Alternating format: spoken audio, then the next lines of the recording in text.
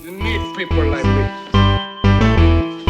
You need people like me so you can point your fingers and say, that's the bad guy. That's the bad guy. That's the bad guy. That's the bad guy. That's the bad guy.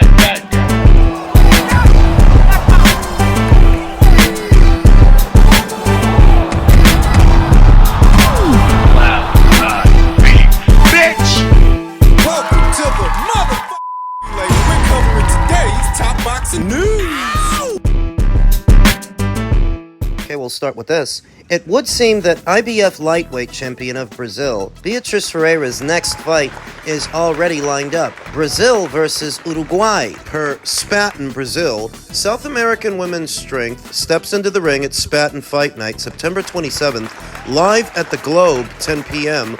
World belt goes to which country? Beatriz Ferreira sports a professional record of 7 wins with no losses, no draws, 2 knockouts.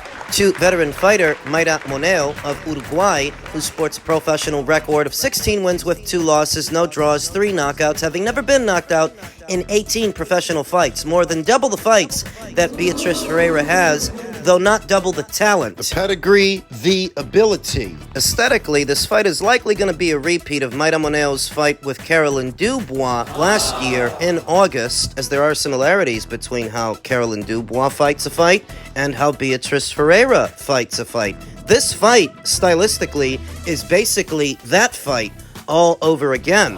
Maira Moneo has since fought 2 times since that meeting with Caroline Dubois. She rebounded off the loss in December of last year with Nicole Morales, then fought earlier this one against Florencia Salazar back in April. Currently on a 2-fight winning streak. Interesting particulars in association with this fight is that Beatriz Ferreira's last fight that took place in June of this year, that was not a matchroom show, and this fight doesn't look to be on a matchroom show either. It's going down in Brazil. Some event they seem to be having there. Is Beatriz Ferreira no longer a matchroom fighter? Looks that way. Her last fight was promoted by MVP, Most Valuable Promotions, and her next fight seems to be promoted by Spaten Brazil, whoever they are. If Beatriz Ferreira has become a free agent, then it's only a matter of time before MVP decides to pick her up, if they haven't picked her up already. Earlier today, they announced 4 more signings. U.S. amateur standout Saray Brown L., a top amateur, reigning WBA super flyweight champion of the United States Jasmine Artiga, former champion of Mexico, Jessica Niri Plata, and current reigning middleweight champion of Australia, Desley Robinson. If Beatriz Ferreira is in fact a promotional free agent, it's only a matter of time before MVP picks her up, since they're buying up all the talent, all the women boxers, as many as they can, which we'll talk about in another video. Back over to the Maira Moneo fight. Maira Moneo, if you haven't seen her in action, is best described as a brawler, a bruiser, a pressure fighter. There's nothing subtle about how she goes about fighting a fight. She's going to try to crash the pocket, crowd you, and throw punches in bunches. It's really not a good idea to do any of those things with somebody like Beatriz Ferreira, who's athletic and fast and strong. You're just making it that much easier for her to deliver her power shots. As stated, this fight is going to look exactly like the Caroline Dubois fight, and this is a fight that Caroline Dubois won emphatically. This is a fight that Caroline Dubois dominated, and so I expect that Beatriz Ferreira will do the same thing. She's gonna dominate Maira Moneo, and that's if she doesn't knock her out. I'd be impressed. I'd be blown away if Beatriz Ferreira ends up stopping Maira Moneo where Caroline Dubois could not. Be a strong statement about Beatriz's power. In what would be Beatriz's second fight of this year, set to go down in late September. We'll talk more about it as the fight date approaches. Set to go down that same day. Former champion Eimantas Stanionis has scheduled a hometown return. Eimantas Stanionis will return to the ring 5.5 months after suffering his first professional defeat. Stanionis dropped his WBA welterweight title in an April 12th unification bout with IBF champion Jaron Boots Ennis. Stopped after 6 rounds, the loss dropped the 30-year-old Stanionis to 15-1 with 9 knockouts. Stanionis' rebuilding will begin on September 27th at the Zalgiris Arena in his hometown of Kaunas, Lithuania. His opponent has not yet been announced. Stanionis became the WBA's secondary regular champion by virtue of his April 2022 split decision win over Radzov Butaev. He made his first defense about 2 years later, winning a unanimous decision over Gabriel Maestre on the May 2024 undercard of Canelo vs. Munguia. Stanionis was then elevated to full champion after Terence Crawford moved up and vacated his WBA title in August of last year, so that Stanionis could then lose the full title to Boots Ennis earlier this one. And now, he's on the bounce. He's on the rebound. There is some undercard information already posted for this show that's set to go down September 27th, and you won't find many, if any, familiar names on that card aside from Eimantas Stanionis, and we don't yet know who he's supposed to be fighting the show. The event's name is billed under Stanionis Promotions and UTMA. The registered promoter is supposed to be Victoras Zayas. I never heard of that guy. A homecoming fight is something that Eimantas Stanionis could have done with last year. After the fight with Gabriel Maestre in May, Stanionis sat out the rest of the year, even though there was a lot of time remaining for another fight. The PBC didn't schedule in one, and that would have been the ideal time to do something like this, to do a homecoming fight for Stanionis. Better late than never, I guess. Sporting a professional record of 15 wins with 1 loss, no draws, 9 knockouts, having been knocked out once in 16 professional bouts. Former champion now. You know, the welterweight landscape is once again changing. It changed not that long ago after Terence Crawford became undisputed champion and subsequently moved up afterwards. It's changing again now that Ennis is moving up in weight and dropping his 2 alphabet titles. He's moving up to 154. Donovan versus Crocker 2 is going to be for the newly vacated IBF title that Ennis has so left behind. The WBA will go to Rolly Romero. He'll be WBA champion moving forward. I wonder when they're going to order him to fight Shakram Gayasov. Didn't they order Boots to fight that guy right before he decided to move up? Could have swore I saw something about a mandate. When does the mandate come down for Rolly Romero to fight that same Shakram Gayasov? Questions that need answers, but you see what I'm talking about, that the welterweight landscape is changing. I think it's going to be divided into 2 halves. Popular fighters and not so popular fighters, unpopular fighters, because on one end, you got the guys like Ryan Garcia and Rolly Romero, Devin Haney, 46-year-old Manny Pacquiao, Mario Barrios, to a lesser extent, Brian Gortax. Brian Norman. These are the names that people recognize. These are the familiar faces, the fighters that people know. And then you have the fighters that people don't. They're not that familiar with a Shakram Gayasov. They already weren't that familiar with an Eimantas Stanionis.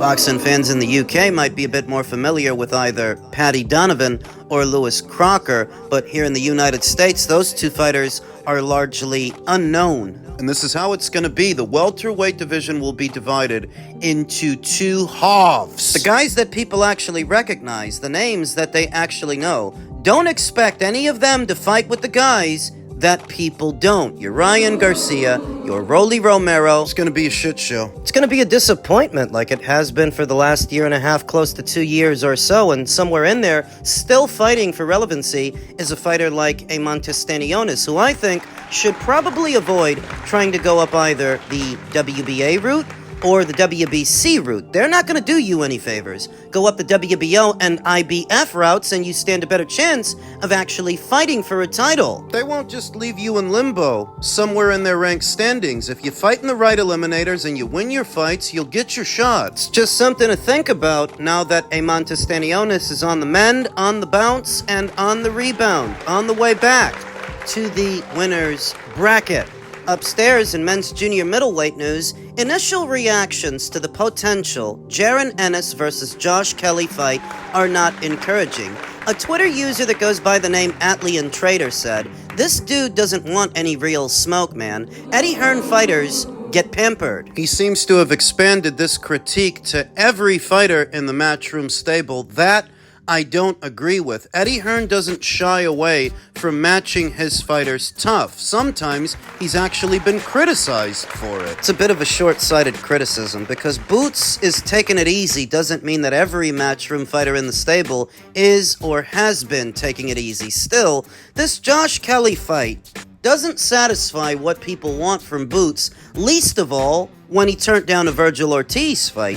That's the story. The rumor that's out there is he was offered the Ortiz fight, but he wanted 2 tune-ups first. I don't know if the rumor is true, I just know that it's out there. And for some people, that's enough. That word of mouth to where Ennis is no longer the darling of the welterweight division he used to be. Over a year later, after signing to Matchroom, people don't like him as much, and I said that they wouldn't. The act of just signing to Matchroom lost him some supporters. And this doesn't satisfy what they want? Now that he's campaigning as a junior middleweight, a fight with a Josh Kelly doesn't satisfy what they want to see from Boots. They might have been more excited to see him fight someone like Jesus Ramos or maybe even Brian Mendoza, seasoned junior middleweights that have been in there with other seasoned junior middleweights, even if he's not fighting Virgil Ortiz straight away. There are some other guys floating around that would have made for a more interesting fight. They don't feel they're getting that from Josh Kelly, because Josh Kelly, like Ennis, is a guy who moved up from 147 up to 154. And since moving up to 154 2 or 3 years ago, he hasn't been in many interesting fights himself. The fight with Josh Kelly is intended to be a 2-pronged process to where Boots might be able to land a fight with Xander Zayas, newly crowned WBO champion, and perhaps that's why I'm not overly critical of the Josh Kelly fight, not if it can lead to a bigger one. You know, when Virgil Ortiz first moved up to junior middle, he didn't take on bona fide junior middles right away. He took on a nobody in Frederick Lawson, then an over-the-hill pass at Thomas Dulorme before he actually fought somebody serious at 154, so that when he moves up to 154, I don't expect him to jump into the deep end right away. My reaction to the Josh Kelly fight is a little bit more measured. If it can lead to a Xander Zayas fight, if that's what they're after, then I'm not against it. But alas, there are still a lot of people out there that feel Ennis is not living up to their expectations or what was supposed to be his reputation. I don't even blame him so much as them. What? You guys are the ones that put him on a pedestal before he actually did anything. You guys are the ones who talked him up to obscene amounts before he even had a credible scalp on his CV. You do this with practically any and every American fighter that has a halfway decent jab or is a halfway decent fighter. You talk them up to obscene amounts, you set the bar so high, they can't possibly live up to who you're making them out to be. You mad at him or are you mad at yourself? Because you're the ones that convinced yourselves that Boots Ennis was the second coming before he even did anything. Theoretically, not having to boil down to 147 anymore, given his frame and his build, might be reinvigorating for Boots Ennis. He might have a lot more to give. He might return sharper and faster and stronger from not boiling down to 147, instead making 154. But on the other end, he is a fighter who has largely benefited from his size and strength as a welterweight. He's not going to be that big as a junior middle. He's going to be fighting bigger guys now. Eventually, he's going to have meaningful fights in the junior middleweight division. He's going to have to risk more in these fights at this weight than he ever did before. And I don't know that he'll be able to stay in character, because there were still a lot of unanswered questions in his welterweight campaign. Now at junior middle, there are that many more questions that need more answers. But that's what happens when you set the bar so high for a guy who didn't even do anything. You're the ones that bought into the hype, and now you're experiencing buyer's remorse. It's really your own fault. So Virgil Ortiz's reaction to this past weekend's junior middleweight title fight between Xander Zayas and Jorge Garcia, he took to his Instagram stories and posted this image. This guy seems to be a wrestler giving somebody else the side eye. In the comment section, he posted 3 emojis. What looks to be a tray of sushi, a sandwich, and a pizza. Virgil Ortiz hungry or something? I actually think he is, and I think what he's trying to say is that Xander Zayas looks like food. Xander Zayas on Saturday looked like low-hanging fruit. I don't want to be overly critical of Xander's performance. On a scale of 1 to 10, 1 being a terrible performance and 5 being an average one, 10 being a performance where he couldn't have did nothing better, I gave him a 6.5 to a 7. Just above average. For me, it's not really an argument whether or not Xander did enough to win the fight. He definitely won the fight. He definitely won more rounds. He did a lot of what he needed to do, but if it's a 6.5 to a 7 as opposed to an 8. What's the difference between 7 and 8 on that scale? Well, when we're talking about an 8, we're talking about a fight that the fighter is not only winning, but a fight where, while you're watching it, you know he's going to do it, you know he's got it in the bag. Whereas with Xander, there was a sense of impending doom, a sense of vulnerability that he's definitely winning, but if Jorge gets in with one of those big sweeping hooks, Xander might go out. The body language and the reactions from Xander to Jorge's constant pressure, tying him up within close quarters as to smother his work whenever he did crash the pocket, you kinda got the sense that if he's in there with a more refined fighter, applying that same pressure, Could be in trouble. Vergil Ortiz is a bit of a pressure fighter, isn't he?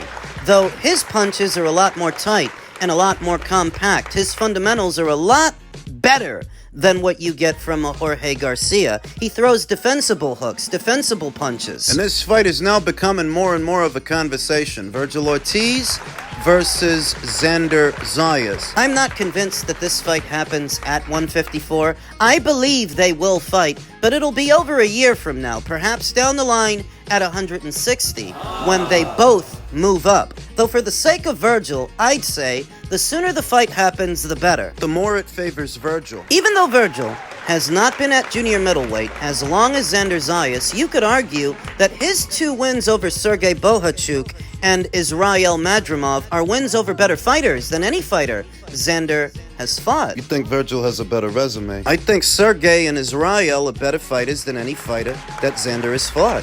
And I think Vergil is a better and more refined pressure fighter than the pressure fighter that Xander just fought. I think the sooner that fight happens, the better for Vergil Ortiz, who's a few years older than Xander Zayas. Xander hasn't come into his man strength yet. A lot of people take that as a running gag, but it's the truth that a man is not as strong at 22 years old as he will be at 25, as he will be at 30. That's when you got your man strength, and Xander isn't there yet. He's not that big a puncher. Neither is Vergil. I think that's worth noting, too, that Vergil's power at 154 isn't everything it was at 147. So, the sooner he fights Xander, the better, because Xander is still a little bit green around the gills. The sooner Vergil fights him, the sooner Vergil beats him, because Xander still has more work to do. But the more time you give him, the more experience he amasses, the more he matures as a fighter, the more difficult the assignment